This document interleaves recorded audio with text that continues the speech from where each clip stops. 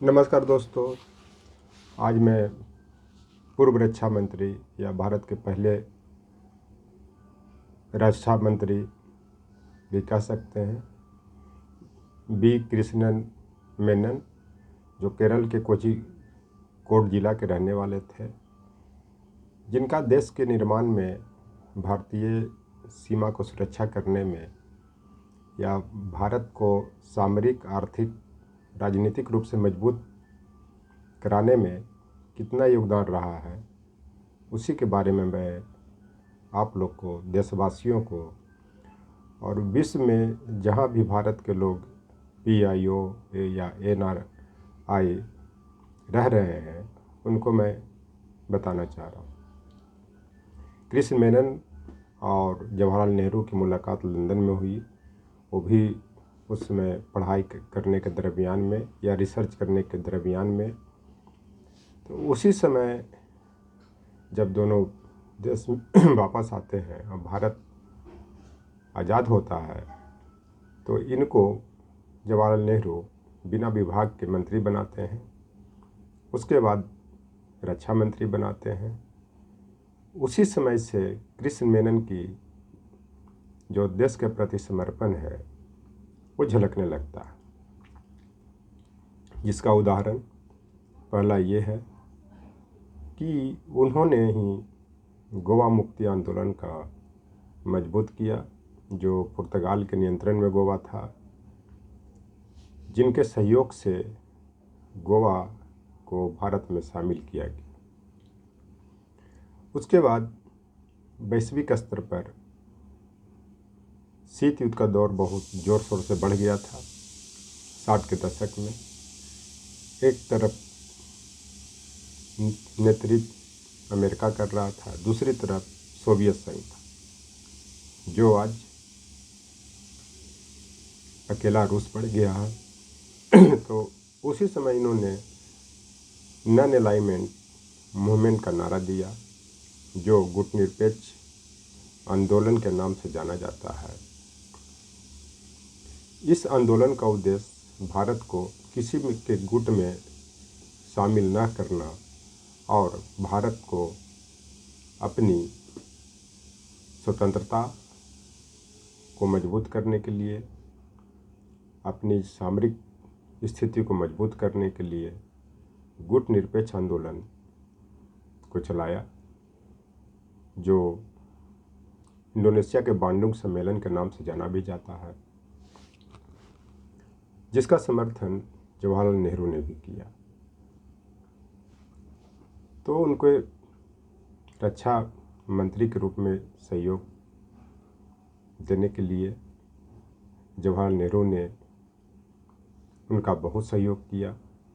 हालांकि बीच बीच में कुछ मतभेद होते रहे, लेकिन इन दोनों के बीच मनभेद नहीं था। मनभेद का मतलब होता है कि आंतरिक चीज़ जो होता है, जो अंदर की चीज़ होता है, वो नहीं था।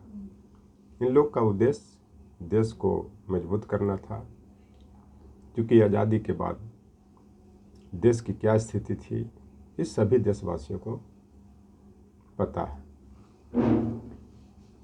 तो इस पर मैं एक कबीरदास का जो एक दोहा है, जो रहस्यवाद के रूप में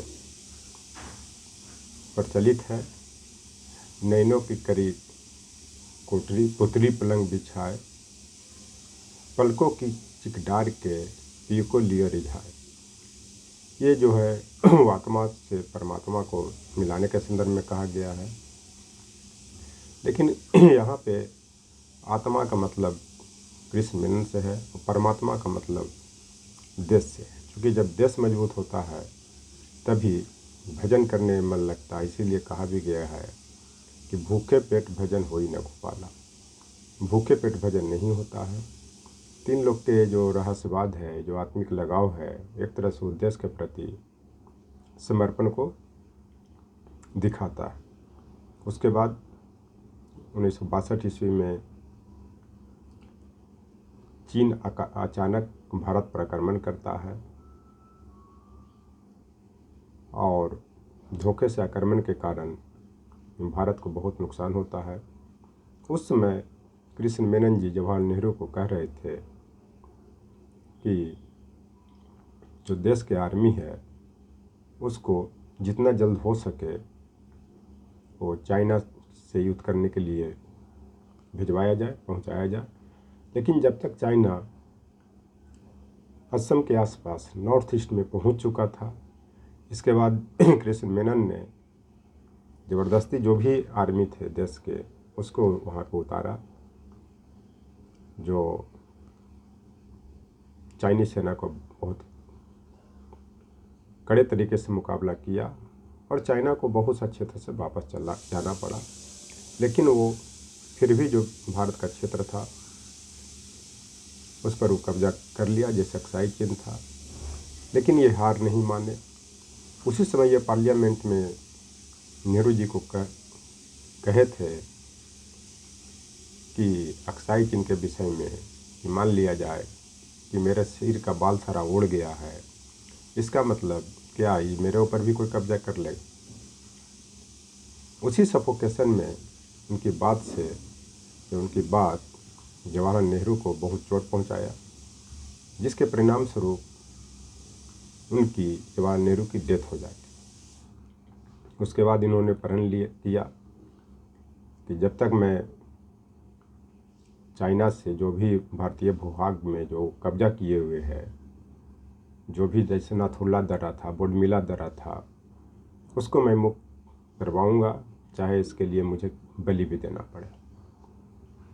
उसी समय ये फिर भारतीय सेना को तैयारी करना शुरू करते हैं उस समय से, और 67 में फिर भारतीय सेना को लेकर के ये खुद नाथुला, बोडमिला और उस इलाके में जाते हैं। और उसी समय ये भी कहते हैं जय जवान जय किसान, जो बाद में लाल बहादुर शास्त्री ने भी कहा था। इससे भारतीय सेना में हौसला बढ़ता है और वो चाइनीज सेना को नाथुला और बोडमिला जैसे दर्रे और जो भी सामरिक दृष्टि से भूभाग था उसको मुक्त करवाते हैं। 64 के बाद और 67 के बाद ये फिर लाल बहादुर शास्त्री जी को परमाणु बम की तैयारी करने के लिए कहते हैं, क्योंकि चाइना 1964 में अपना परमाणु परीक्षण कर चुका था। उसी समय से परमाणु बम के परीक्षण चलती है और पुनः 1974 में भारत परमाणु बम का परीक्षण करता है, जिसमें कृष्ण मेनन के योगदान को नहीं भुलाया जा सकता। वैश्विक स्तर पर बहुत इसका विरोध प्रदर्शन होता है, लेकिन मेनन ने अपनी इंटेलेक्चुअलिटी की प्रयोग करते हुए वैश्विक स्तर पर देशों में समन्वय स्थापित करते हुए भारत पर आक्षेप भी नहीं लगने देते। उसी टाइम में आर्यभट्ट जैसे उपग्रह को छोड़ने की प्रक्रिया शुरू होती है, जो 1975 में छोड़ा जाता है। ये सब कृष्ण मेनन के ही योगदान है।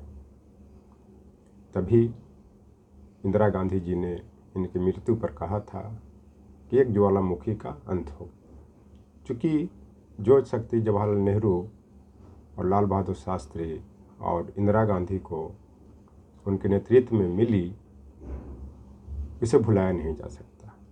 1971 में बांग्लादेश को पाकिस्तान से तोड़ने में कृष्ण मेनन का ही योगदान था, क्योंकि जब चाइना भारत पर आक्रमण किया था तब पाकिस्तान ने पूरी तरह से उनको सहयोग किया था चाइना को। उसी के प्रतिक्रिया में मेनन ने पाकिस्तान को तोड़ने का प्रण लिया और उसको तोड़ भी दिया। तो इस पर भी एक कबीरदास का दोहा है कि कहा जाता है कबीरदास के दोहा के थ्रू ही, जिसमें आत्मा परमात्मा का ही मिलन की जाती है, तो कि हमरे साहब हम में है हमन को इंतजारी का।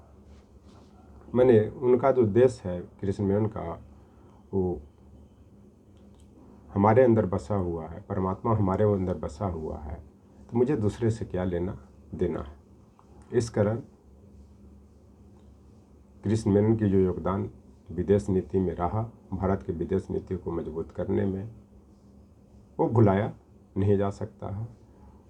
और कृष्ण मेनन को सिर्फ देश लाइन नज़र आता था, पार्टी लाइन नज़र नहीं आता था, और वो देश के लिए काम करते थे, उनको सब लोग सहयोग करते थे। Thank you.